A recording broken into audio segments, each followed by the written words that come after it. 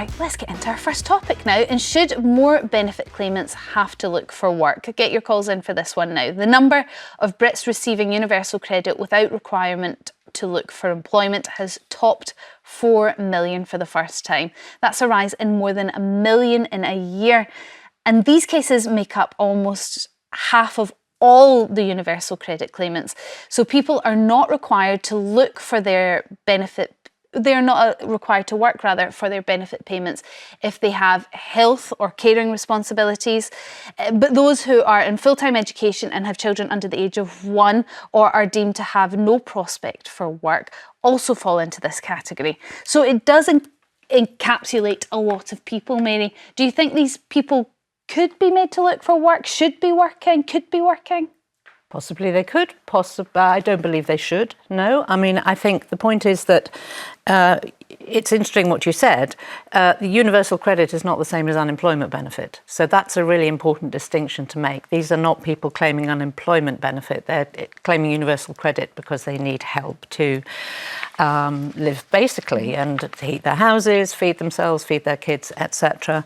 It's quite interesting because there have been quite a lot of studies done which show that a trust-based system of credits and benefits is more ideal and actually more economically beneficial overall. So that if you're trying to coerce people into work and force them into jobs that perhaps aren't quite right for them, etc., this is much less effective than making sure that people have got the basics met so that they can then have the mental strength, the physical ability, etc., to go out and do things. But that would suggest that you don't think anyone on universal credit should be made or have a requirement to look for work. I certainly don't think that people who are caring for kids under 1, I don't think that people who have health difficulties, whether mental and physical, or who are in full-time education should be. And those are the people who make up the bulk of the increase of the numbers. James, where do you stand on this? I think you actually have to, in order to answer the question, you actually have to look at why. And when you've got an economy which is losing, 1,000 jobs a week, you've got an economy which is making it more difficult to employ people, particularly at the lower levels, because of the increases in national insurance and various other measures which have been put in by the government. It's not surprising that we've seen these figures go up by 1 million in such a short space of time. So in general terms, if somebody needs benefits, and I think need is something that we need to look at and understand, if somebody needs benefits, they should receive them. I would say that if you have a look at the numbers, it indicates that the system is now broken. The system is now encouraging people perhaps to not work because they're better off on benefits, number one. And the second thing I would say is that we've got a system which, if the newspaper reports are correct, are about to incentivise people even more not to work because they will be having extra benefits and the costs of that, particularly when it comes to removing the 2-child cap benefit. So we've now got a situation where if it's not worthwhile for somebody to go to work, then they're probably not going to. And if you've got a system which is not encouraging people and encouraging people to employ more people because it's so expensive, then there are going to be less jobs available. So I think this is why the why is so important. So should people be forced to go and get work? Yes, they should. But if the jobs aren't there, then you've got to look at the causes, not the symptom. OK, well, let's just look at, we can see in a graph here, the rise of people on universal credit without requirements to work. So that's the crucial line in this graph I want you to look at, which is the red one, which I don't often like to use the word exponential, but it does look like that's the way that graph could be going. And you can see there is a rise from 2020. So whether COVID and lockdown had something to do with that, maybe an increase in mental health problems, I don't know. The government says that recent increases are partly due to people moving from other benefits that are being phased out.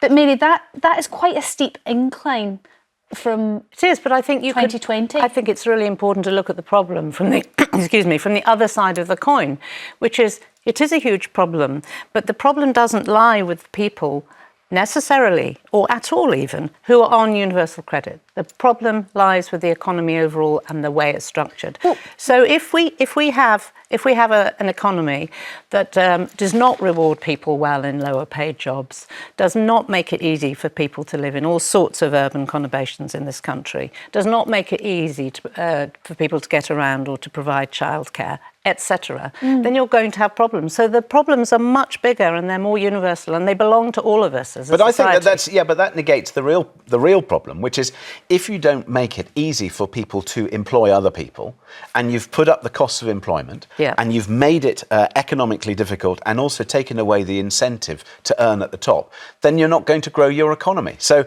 yes, it's right to look at the economics, but you're looking at the symptoms. And there are many of them, but also we've not encouraged people. Childcare isn't a symptom. Exactly. Childcare is potentially the cause for a lot of these parents who will be involved in this category at home with young children not being able to go out to work because they can't find the childcare that would make it value for money for them to get a job. And also people at the top in this country, let's be honest, they're doing fine. They might not have as much money as they would like.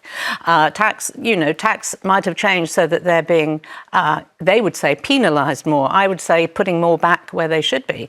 But that's... Yes, but it then becomes a disincentive.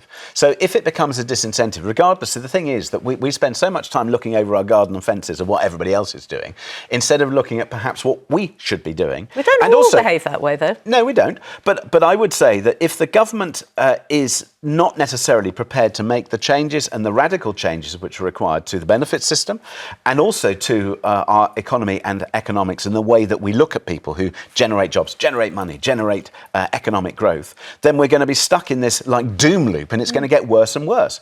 And that is what we need to look at. And that's why I say, look at the why.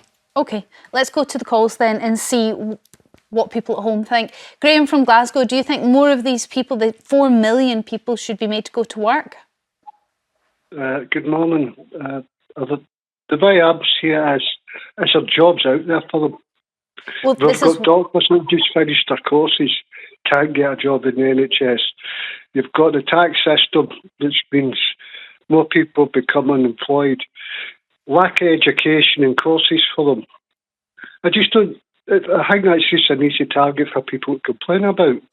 I don't think there's jobs out there for the young people, or even people my age. So, I mean, this is exactly what James is saying, is that we need to look at businesses and make it easier for businesses to employ people.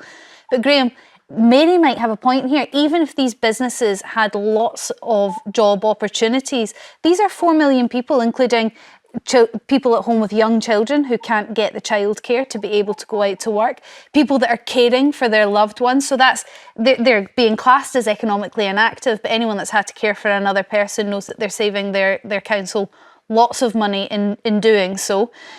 Do we think these people could go and get a job, maybe part-time? If you're caring for somebody, no. No, so I don't know who in this group of people we think should be going out and getting the jobs that James says we should make happen.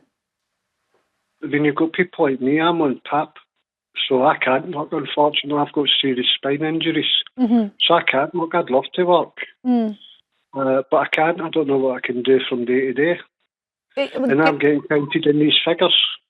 So you're I think you probably would be counted in those figures, yes. Sorry, I didn't mean to interrupt. No, not at all. Apologise. I was just going to say, Graham, you're exactly someone who should not be penalised, who should not have that removed. It's important that that support is there for you. And you have no requirement to work then, Graham? That's not something that you have to go back and say, you know, I spent X amount of hours this week looking for work? No, I don't, but I was in the process of getting PAP. I found it even hard going to the job centre to prove that I couldn't work. And just getting there? I've been getting offered jobs. I even get offered jobs just right now, but I can't take them because I can't guarantee I can turn up for work. I understand. I can't do it from home, so... I understand, Graham. I mean, there's lots of other people in my situation. Thank you very much for your call. Yes, there's lots of other people in your situation. And not always physical either. There's sometimes mental health issues that are happening that put people in the same situation. Michael from Lancashire, what's your thoughts? Hi, good morning, everybody. Hello. Hi there, what's your thoughts? Do you think that it's 4 million people, it's a lot of people. Perhaps some of them could find work, go get a job? I think it's the total wrong framing anyway. I mean, work must be seen to pay. And at this juncture, everything is inflationary, right? First of all, you know, even if you're in work and you're topped up by benefits, which a lot of people have to be in order to keep the head above the parapet, you know, you're still only literally surviving. And this is how should I put this? I mean no offence to your panellists. You have a panellist on there called James. Yes. Well, he may be from a wealthy, excessive background, but you try being part of the underclass, trying to make your way up in life and also struggling. And also, I think the last caller made a very good point.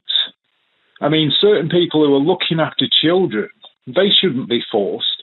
I mean, you have childcare costs which go through the roof. But And Michael, are you going to work? Michael, I understand your points. Of course I do. And what I have always said, and said this today, is if you need help, you should absolutely get it. But then the government has to find the money. And if it doesn't have enough money... Yeah, but I don't think you really believe that, James. I wouldn't say it if I didn't believe it, Michael. I wouldn't say it if I didn't believe it. But hold on, Michael. On the one hand, you're saying there should be more benefits for people, but on the other hand, you're saying work has to pay. No. I'm not saying there should be more benefits. I'm saying there should be a greater understanding, especially since everything is inflationary as well.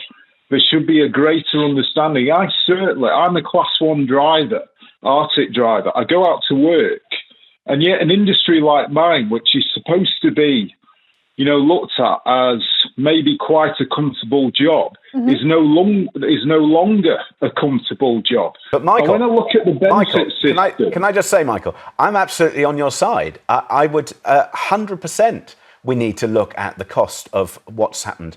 We need to look at the cost of living. We need to look at the cost of fuel. We need to use I get you, James. But the thing is, I don't think we're entirely on the same side. I mean, I certainly give greater empathy to those who are struggling in life, and especially those who are trying to get off the benefit system. 100%.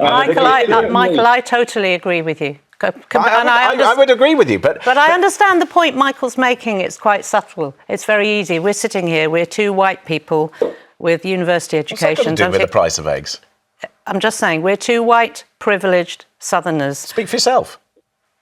Well, that's what I'm guessing. You look Southern and you are white, and I would say we're both... But that's the point, is that you make presumptions and you bring something which is completely irrelevant into the conversation. I don't think it's irrelevant because... Let Mary finish her point and then we'll find I think it's important because I think a lot of people will think it's easy for us to think the way we do, however we think. And I understand that, and it is easier to look at a subject when perhaps it's not affecting you in the same way. And I really want to hear from people like Michael, because Michael's living in a system where it's easy for somebody like you to say, well, of course it's the government, we need to find the money. But the point is there are millions of people living in great difficulty and poverty in the UK, and those people need all our support, and they need understanding, and they need us to hear them. Yeah, but you're kind of making a whole load of presumptions, and then you're basically saying that we're not really part of the solution, which is, we are. I would say that if you are in a privileged position, and all of us perhaps are, then we're paying a lot of tax, we're paying a lot into the government, and we can see that they're making mistakes, and they're making mistakes on how to run the economy, they're making mistakes on how they judge people,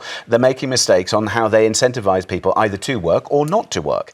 And when it comes to it, I think... Which is why they shouldn't be penalising people on universal credit. Well, it's not a question of penalising Well, you people. are if you remove it. Yes, well, you're removing it if there are certain people who shouldn't be receiving it, and that's the point. It's not a case of removing it, it's removing the requirement to look for work. Now, some might see that as disincentivising somebody from looking for work, but some others may see it as taking away the pressure from somebody who is already in a difficult situation. Michael, thank you very much for your call. Sarah from Derbyshire, what way do you see it?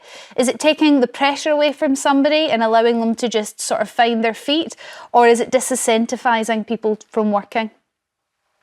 Well, the main point that I have is because you're talking about benefit claimants, aren't you? Looking for work. Really, you cannot not just look for work. If you're on universal credit, for instance, you have to go through a process. And the only way you can not look for work is if you're on limited capability for work. There's a new bracket of people that have no requirement to look for work, and these people are the 4 million that we're talking about. It was 3 million last year, it's 4 million this year, and it includes people caring for young children, it includes people who are caring for others, and it includes people in full-time education amongst other sort of smaller groups, but they're the main chunks. Or I think those with disabilities, long-term disabilities, are also included in that. I'm on limited capability for work group because I've got a long chronic illness, quite a serious one. And you can't actually... When I was looking for work, you had to prove that you were looking for work 35 hours a week on your journal. You had to write on your journal so hard. Exactly how you were looking for work, and that's what you still have to do. You don't have to do that now, though, Sarah, do you? No, I don't have to. So, but what we're saying, what we're asking, Sarah, just to get the crux of the matter, because we are going to have to move on, for somebody like yourself, who has been deemed by the government to need help and shouldn't require shouldn't have to require to look for work, would it hinder you if that requirement was taken? If that, oh gosh, I'm doing lots of double negatives here. If you were made to have to look for work, would that impact you negatively? Yes, definitely. Okay. Do you think there are people in your situation? On the poverty line. Do you think there are people in your situation that could benefit from looking for work? Well, yes, some people would, but that's what I'm trying to say. Like the PIP is very much connected to this as well. If you've got a long chronic illness or mental health illness, it's actually very difficult to get PIP. I went through the process of that, and it's extremely difficult, and there's 0.4% of fraud with PIP as well. So I just think people sort of keep saying, oh, you need to look for work, you've got to do this, you've got to, and it's not quite that easy. If you've got like a heart failure like I've got, you can't just go to work just like that. Sarah, I completely understand, but actually what you're saying is that it's not one size fits all. Everybody is an individual, but unfortunately with something like universal credit and with something like benefits, it's quite hard to do everything on a case-by-case basis, so it's not going to work for everyone. Sarah, thank you very much. I'm sorry, I'm really going to have to wrap the debate up there, but I do appreciate your call hugely.